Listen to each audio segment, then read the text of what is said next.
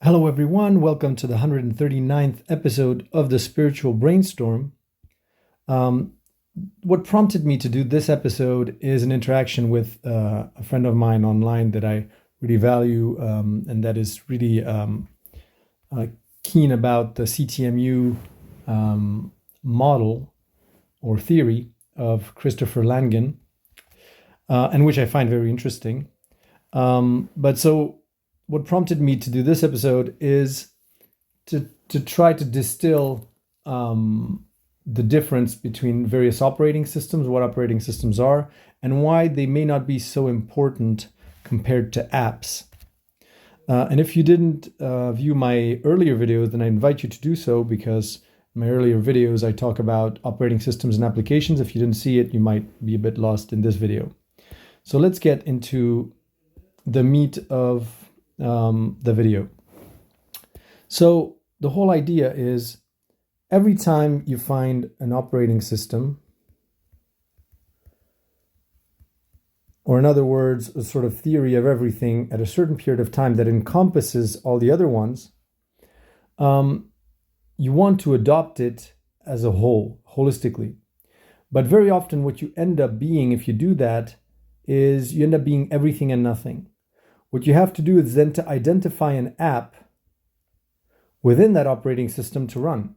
So if you're on Windows in itself, or Linux or Mac OS, in themselves, they're not necessarily operational or interesting in themselves. There's not much you can do inside the operating system. The operating system is just a sort of a foundation on top of which you run apps, which is what's the interesting part.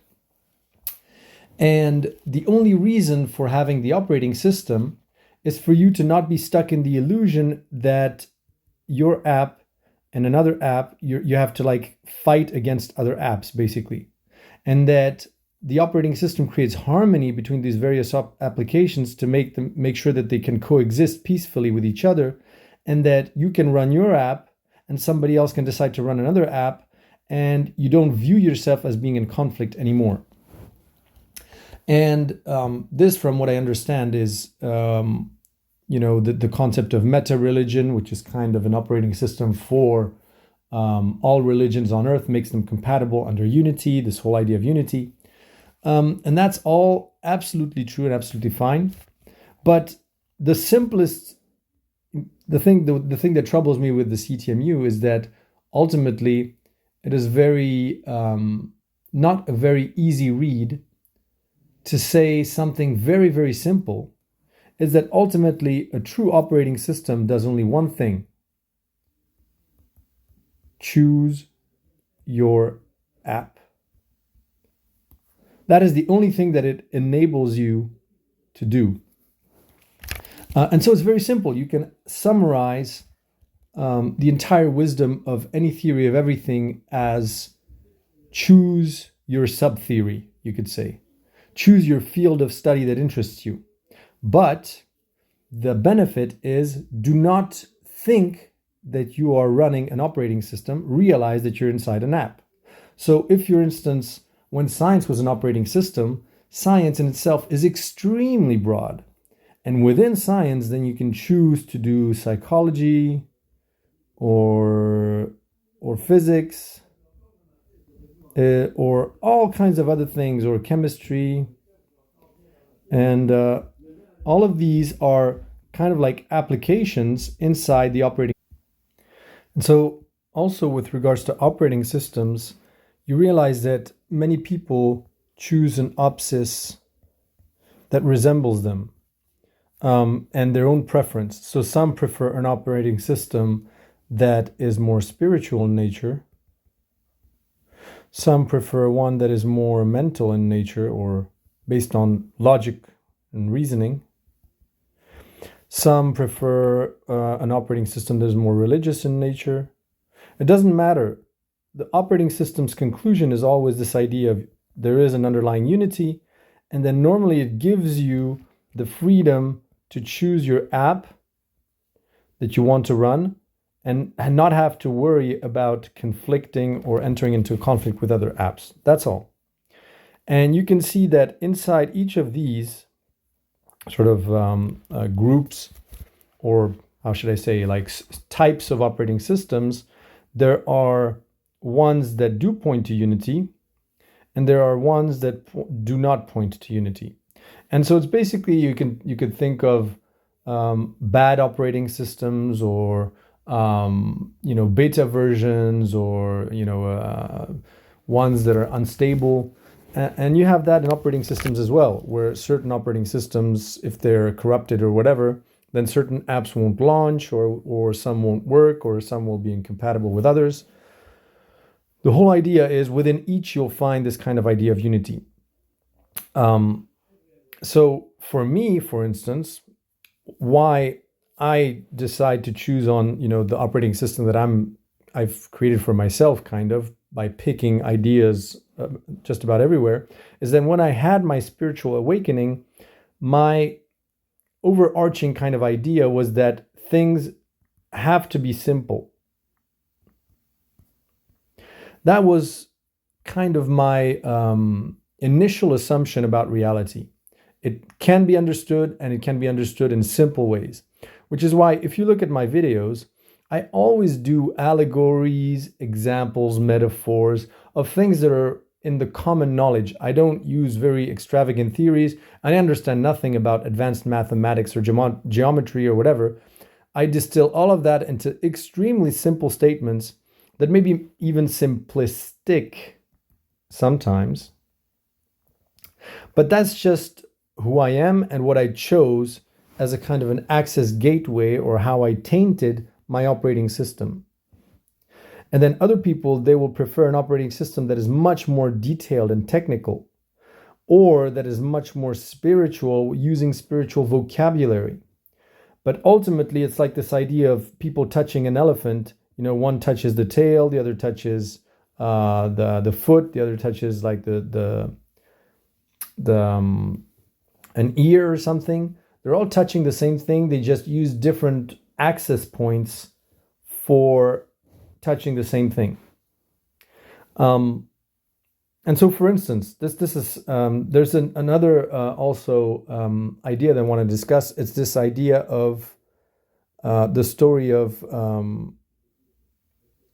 so, like, you have a husband and a wife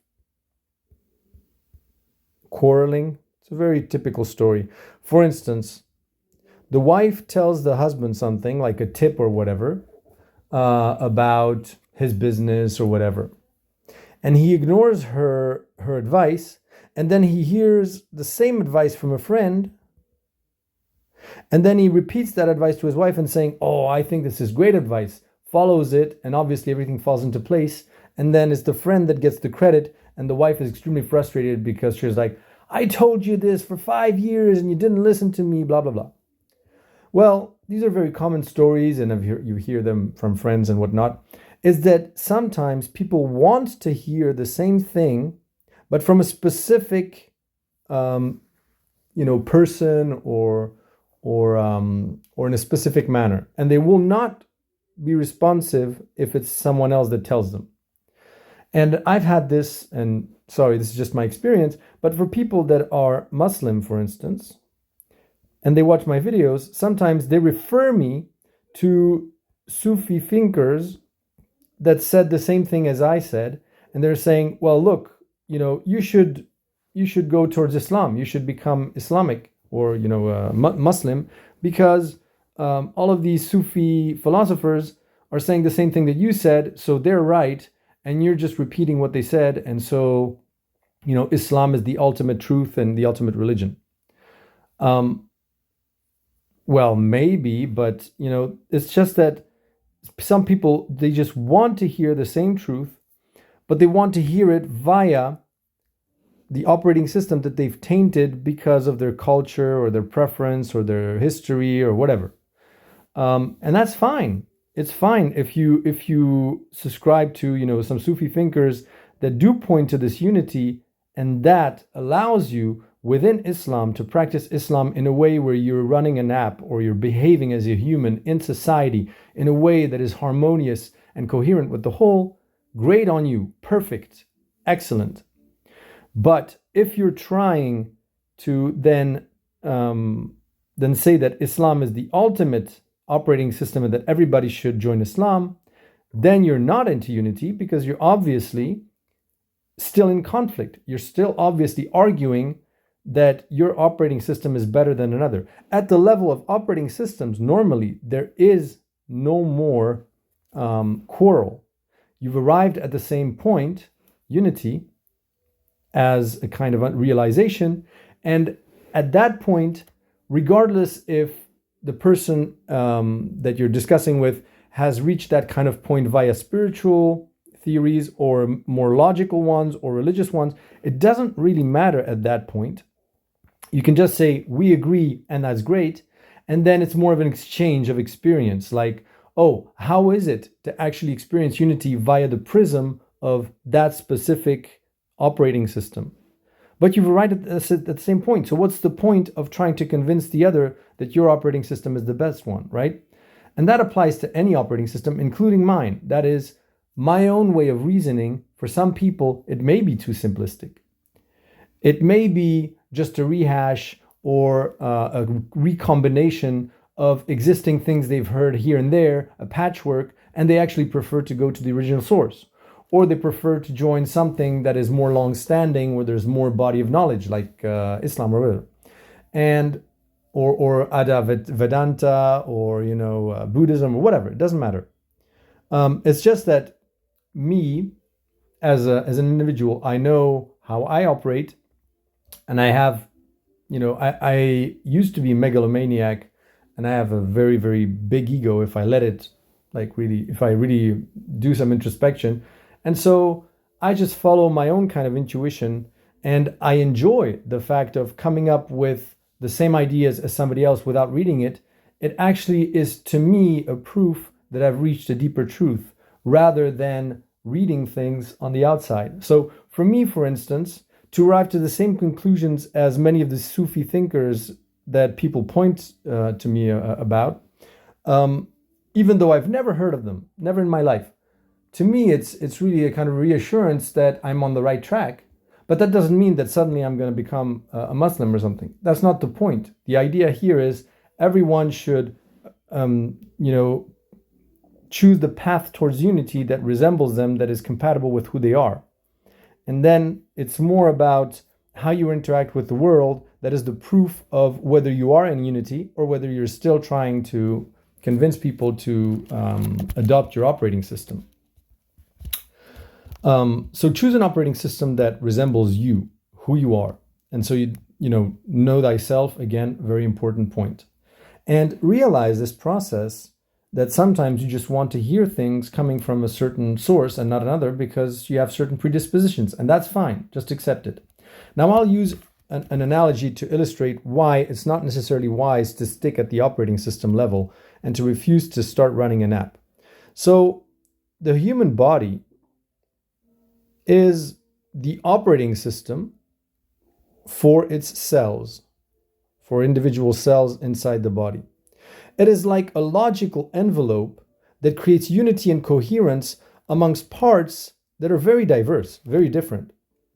Now, if the cells wanted to remain at the operating system level and refuse to run a specific app inside the body because they're thinking, oh, I will settle for nothing less than absolute truth, this idea of unity and whatever, then they would remain stem cells. Stem cells, which are cells that have the potential to be anything, any part of the body. And that's great. It's great because for a time, it's good to remember that you were a stem cell and that originally you are a stem cell, because you are no longer in this idea of opposition. For instance, imagine you've been a stem cell, a baby basically, then you specialized into being a stomach cell, and then you go into a crusade to spread the religion of the stomach to every single other cell of the body and transform this body into a giant stomach. Well, that's not going to do any good to the body. That's not going to lead to anything, no coherence, nothing. The idea is more to choose to run the app of the stomach, recognize that this is an app, by realizing that you were a stem cell and there is this operating system of the body, and just do your thing. That is, be a stomach cell. Be a stomach cell, but don't worry about trying to colonize the entire body and spread the religion of the stomach. Or to try to spread your access path to unity, your comprehension of unity from the perspective or vantage point of being the stomach to the rest of the cells. It doesn't matter how skin cells, for instance, reached this idea of, oh, we're part of the same unity, or how brain cells achieved that same kind of wisdom. Each part of the body might have its own way of understanding unity. The whole point is how they behave once they come to that realization. That is more important than the operating system itself. So then it's really about behavior and how the operating system influences your life choices. So the right operating system for you, well, it will be gauged by who you are, and then also by your external experience. Is your external experience that of fitting nicely into as a part of the body with the rest of the body? And if it's the case, then it's fine. You've reached your point, and then it can be more about exchanges of experience that may be valuable. Like, for instance, I'd talk to someone that is Buddhist, or I'd talk to someone that is Islamic, and I'd be interested in their experience of how do they live their daily lives with this realization of unity? What does it change? How does it work? Whatever. In this way that I don't feel like I'm being pushed or forced upon some way of thinking. I can really you feel that you have this freedom of picking and choosing elements that might be interesting to you for the collective evolution. So every single part of the body is interconnected. And if any part of the body goes haywire or goes bad, it affects the whole body. So that's also the whole idea of unity is, if you have a cancer in the stomach, well, your whole body will be worse for it. If you have a brain cancer, it also will be, your body will be badly affected. And so this idea of creating coherence and of organs sort of helping each other out, kind of to co-evolve together to form even a better unity or harmony, that is the whole point of also having different perspectives or vantage points on how to reach unity and a variety of operating systems which ultimately reach the same conclusion. But there's a difference between free exchanges where you feel, when you're in the discussion or an exchange with somebody else, that you have this freedom of picking and choosing whichever nuggets of wisdom you can take from that, and one where you feel like you're being sold the whole package, and if you don't take the whole package, then there's like this kind of pressure that if you don't take the whole package, this conversation is meaningless or leads nowhere. And again, it doesn't mean that every single person has to have their own custom operating system or has to do the same thing that I'm doing, which is picking out things from here and there, plus my own kind of way of looking at things. Again, it really is very specific to the individual. Some people will happily join massive groups of people that have the same theory, like follow a Sufi teaching, or Advaita Vedanta. I can't even pronounce that, but anyways, or the CTMU or anything else. But you have to know yourself, and you have to also realize that whatever operating system you hold, the idea is the only criteria for judging whether it's worthy of being an operating system or not is whether it reaches this idea of unity, whether it gives you this freedom to choose your app, or whether it says this app is good, this app is bad, or at least it gives you this kind of flexibility of non-duality in judging the apps and links it to the experience. So, for instance, this idea that there is no ultimate good or evil, but that good or evil is very dependent on the context, the level of consciousness and development, this kind of subtle kind of analysis of reality. That's what qualifies for a workable operating system, whether it allows you to choose your apps freely, whether it reaches this kind of conclusion of unity and of harmony.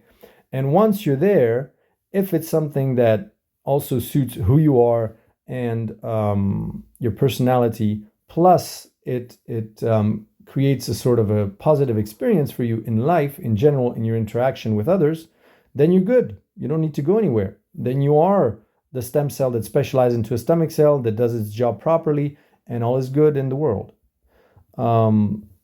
So that was a bit my take on this simplifying this idea of an operating system, understanding that an operating system is not the end all be all. It's actually normally it's a realization that then helps you live your life more consciously and more freely by willingly choosing to specialize into something, knowing that it's not, and being at peace with the idea that it's not the absolute truth, and that it's a relative truth, but that you consciously chose. And that's very different from a situation where you believe your relative truth is the absolute truth and when you're battling others. And that's typically the case when you can have battles inside your own body. Like, for instance, when you have an autoimmune disease where the immune system attacks your body parts. And that's where you move away from unity. So I hope you found this video interesting. Don't hesitate to leave a comment and share, like, subscribe, and I'll talk to you in the next video.